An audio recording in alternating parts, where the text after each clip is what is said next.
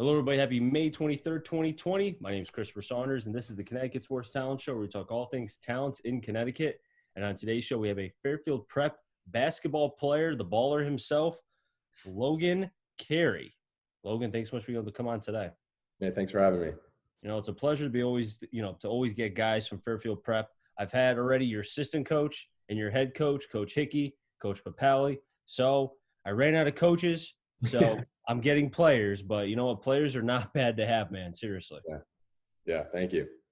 Now, before we get into your time with Prep as far as your first couple years, just talk to me about your journey to playing basketball. What got you to playing this great game? Well, definitely my brother had a big impact on me playing basketball. He played all his life, and then ended up playing at Iona for a year.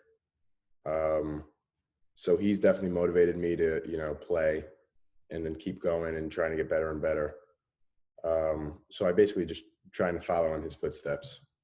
Did you play any sports growing up besides basketball? I played football for a little while. And then it was just like, it was a little too much for me. And I just like getting hit. Basketball. Yeah, I wasn't a fan of getting hit, but I was kind of fast, so I tried to avoid it. Were you somebody that knew early on that basketball was probably the way to go, or was it something where it kind of took time for you to be able to understand the game? Once I got to like middle school, Okay. I was like playing on some good AAU teams, and I was just like, yeah, I think this is the way I should go. Mm-hmm. And then, I started going to camps and stuff, and I just kind of fell in love with it. Now, I know being able to talk to a lot of athletes and even coaches who played, they tell me that sometimes their growth spurts were either late or early, but if their growth spurts were later, then it took, time for them to adjust Right. when they got older, when they got to the high school level or college level, whatever. For Mm-hmm. you, where was your growth spurt? I know you're still growing, but coming through the game, did you grow early or are you starting to grow now? I'm definitely growing a lot right now. Mm-hmm. But like this year was pretty big for me. I grew like 3 inches, I would say, because I was pretty like scrawny freshman year. And then I realized I started growing, so I tried to get in the gym a lot more and just like balance out everything. Now, you being able to grow a couple inches, did that affect your shot? Because I know some guys, again, to go back to some players I've talked to, they said, I had one player in particular who his junior to senior year, he grew 5 inches. And he said that his shot kind of was altered just because because obviously when you grow 5 inches, you're a little bit taller. So the shot is going to be, it was something he wasn't used to. It's basically what I'm trying to say. So for you, was there anything like that? Yeah, definitely. There was a period of time. Mm-hmm. I think it was like freshman summer. So it was like last summer AAU that my shot was really flat. And I needed to work on, like raising my release. And once I figured that out, I think I became a better 3-point shooter overall. Now, looking at your time, your first couple years of prep, just talk to me about kind of the first practice, your freshman year. Were you nervous? Were you excited? Were you anxious? Were you all them plus more? Tell me about it. Well, definitely coming into prep, I feel like I kind of had a big head, and I was like expecting to like play varsity and everything. But then like once I got there, like reality kind of kicked in, which was definitely good for me. So I was like playing freshman year, and we went like 20-0 or something like that, and we were really good. But I enjoyed freshman. It was like a good way to like meet kids, bond, and then once this year came, it kind of got a lot more serious. Being able to talk to Papali and Coach Hickey, it seems like they really buy into, because a lot of time coaches really only focus on the varsity level and rarely talk about the freshman JVs or so forth. But being able to talk with them, they really focus on every single level. Yeah, definitely. It seems like, and you mentioned the freshman record and everything, that they really kind of see the developmental process that if you succeed at freshman and then you succeed at JV, a lot of times you will succeed on the varsity level. Yeah, definitely. We try to like breed freshmen. It's like every year our freshman team is pretty elite. That's good, man. I mean, I don't hear a lot about freshmen. I mean, obviously varsity is the most important, but I think a lot of people need to understand that a lot of times the success starts on the freshman level, because if you start winning there, that breeds confidence. And then it Yeah, just builds from there, as you said, definitely. you know? And it's to kind of piggyback off of that. What did your first 2 years with prep, what have you learned? Has it been the mental side, the physical side? Tell me about it. Definitely, it was like a physical aspect at first. Like coming in, it was definitely a different type of game. Um, so I needed to get a little bit bigger and stronger. But then once it came to varsity level this year, was like a big mental difference, and it was just like I had to find my role and just figure out like where and what to do on the floor, which was big for me. And once I figured that out, I felt pretty good, and I think I started playing better once I figured that out. And the points you put up this past season, man, I mean, 12 points a game, 4 rebounds. You shot almost 50% from two, 35% from three, and that's really good, especially at the high school level. It's a shame that, I hate to go this, but the quarantine, because of the virus, it ended what could have been who knows what you could have done against Sacred Heart. Maybe you pull Yeah. an upset. They were vulnerable this year without the big guy, Connor Tierney. Yeah. So who knows? But just tell me about kind of the news when it was broke to the entire team, and just tell me about the feelings that you had. Well, I definitely feel like we were at our peak, like going into that Sacred Heart game. Everyone was pretty confident. Um, but then once the news broke out, I was actually in lunch with some of the seniors, and they were just like kind of devastated. And like basketball is not even their first sport, Mm-hmm. so it kind of shows you how at prep, like once you're on a team, like you're really for that team, and you bond with everyone. And they were really like hurt by it, to be honest, and it showed. But we kind of like came together, and we were just like, we got to figure this out. We got to move on, and we got to get in the gym right away. And that's what we did. We just started lifting. And then once everything went on hold, it was just kind of like, then it kind of got rough. We were like, oh geez, I don't know what we're going to do here. Have you been able to kind of keep in touch with, the guys obviously that were seniors, but the ones underneath too, because this is a pretty rough time for everybody? Yeah, we have like a group chat. We try to talk as much as possible. We're figuring out like a program we're going to do over the summer for lifting, running, just staying in shape. Mm-hmm.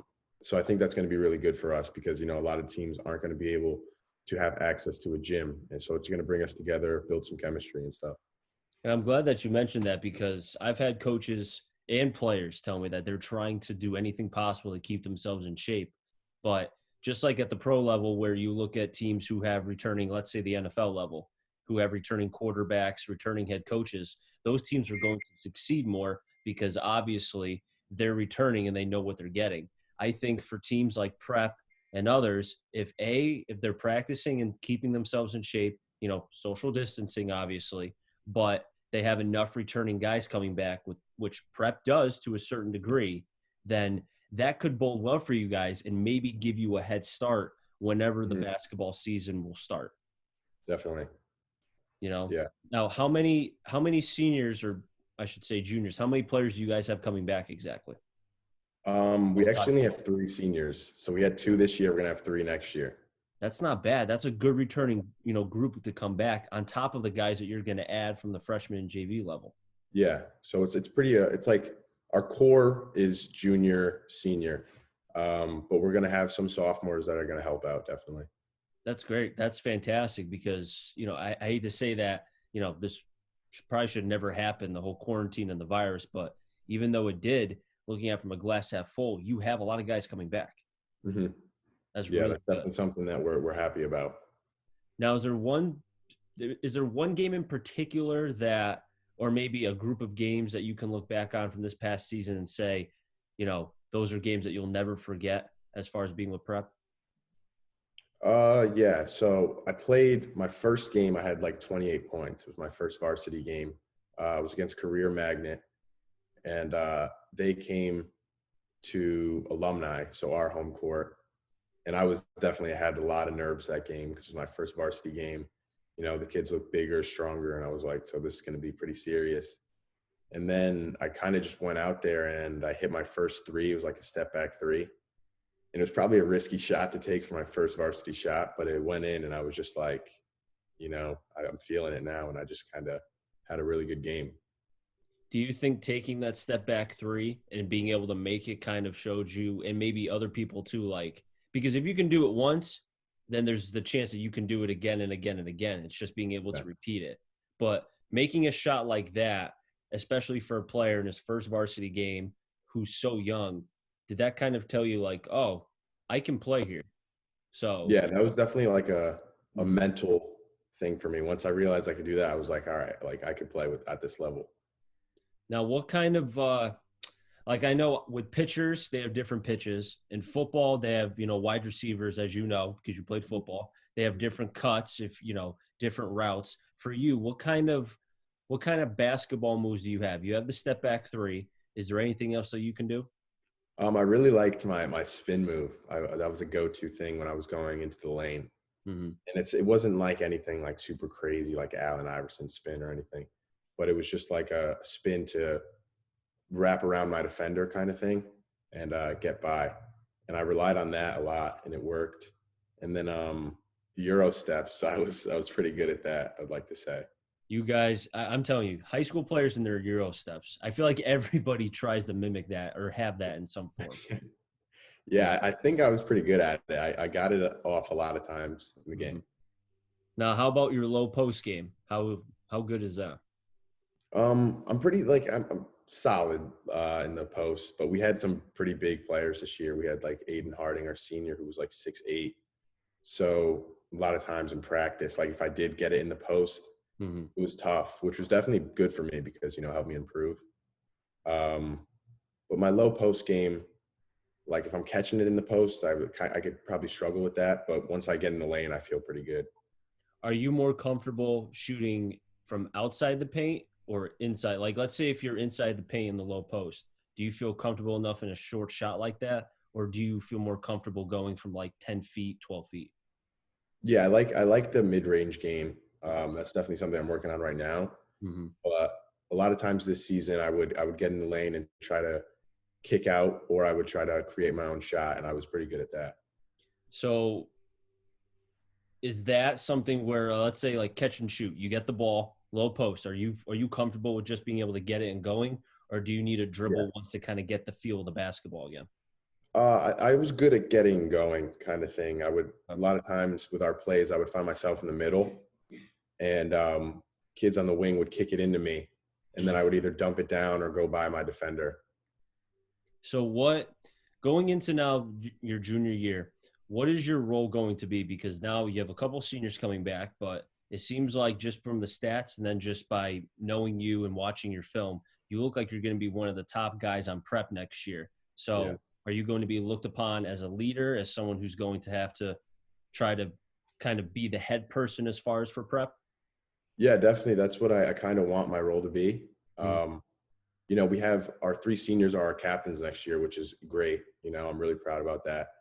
And they're definitely all great leaders. But I think when it comes to being on the floor, I Mm-hmm. think I'm going to be kind of like the floor general and, lead everyone. Um, but, I'm going to try to let the seniors do as much as they can. Mm-hmm. But I feel like I have a lot of like experience, a little more than some of the other players on our team because they're playing like multiple sports and basketball is my one sport. So I'm going to try to do as much as I can to help out. So will you be the point guard, the guard, or what? Yeah, I'm probably going to play like a wing Okay. this year. I'm hoping we're not going to be super tall. So I'm hoping that I could play on the wing and not the post because I would find myself in the post. Mm-hmm. Um, but I like coming off the wing. I feel comfortable there. Logan, I really do appreciate having you on. I got a couple more minutes left with you, and I want to talk to you. I know it's never early to talk about college, and I'm sure you're thinking about it. Kind of just tell me about some of the schools that you're looking at, if there's any looking at you. Tell me about it. So right now, um, this AAU season would be going on right now is kind of a big point for me. So I've been trying to like contact coaches, Mm-hmm. and there's like the NCAA has a rule they can't really respond until June 15th. Um, but I've been talking to some coaches, Division II level. They're able to respond back to me. So I've talked to a few Division II schools that have connections with my coach Papale. Um, And then last summer I was in contact with some Division I coaches after like elite camps, and I went on a visit this year. So I'm looking to keep in contact with them coming this summer. Have they told you, for the one, for the coaches that you have been in contact with, have they said anything specifically about your game, or where they maybe envision you or anything like that? Yeah. So one of the Division I coaches, Mm-hmm. they really tried to help me out as a solid, just all around guard. Like offense, defense, getting assists. Um, and it was kind of like I went to this camp expecting to like just be at a camp, do drills and stuff, and they kind of just took me over and like tried to improve my game like by myself, and I really respected that, and I've stayed in touch with that coach. Um, but yeah, I'm trying to keep in contact with them. That's awesome. I think a lot of times people, and even players to a certain degree, if you just, if a college coach just gives them a little bit of anything, it could be a hint of knowledge. It could be like what that coach did for you. That really goes a long way. And I think some people really don't understand that, the knowledge that a college coach can give. That was definitely big for me. Yeah. Now, I got one more question for you. And again, Logan, thanks so much for being able to come on. I really do appreciate it. What do you envision? Because I'm looking at it again from a glass half full, that there will be a basketball season. I think we all hope that there will Yeah. be seasons next year, not just a season, but seasons, Yeah. for the seniors, for the fall and the spring and winter and all that. What do you see as far as prep in the 2020-2021 season? I think we have like a lot of potential, more than I've seen in the past 2 years. And I think we could really go pretty far. Mm-hmm. So our goal is to kind of win our league and then hit the state tournament and go real far. Um, and we all kind of know that that's possible, especially because there was a lot of big time seniors in Connecticut this year that are gone now. So we think that we could kind of take over and go pretty far. And play Sacred Heart for a third time in a row. I hope. I hope. And hey, if you play against Sacred Heart, I'll be broadcasting that game more often than not. All right, cool. So that'd be pretty cool to be able to see prep for a third year. Because like I said, I really do respect a lot of what Coach Papali and Coach Hickey, have done, for the Fairfield Prep program. And I see, being able to see you guys between last year or 2 years ago, whatever you want to call it. And then I was really looking forward to seeing you guys this year, because there's just something about how prep plays that intrigues me. And it's fun to be able to watch you guys play. It really is. Thank you. Well, Logan, I really do appreciate you coming on, and I hope you and your family stay safe. All right. Thanks again for having me. You're welcome. I'll wrap things up here in the Connecticut Sports Talent Show. So until next time, stay safe and enjoy the rest of your day, everybody.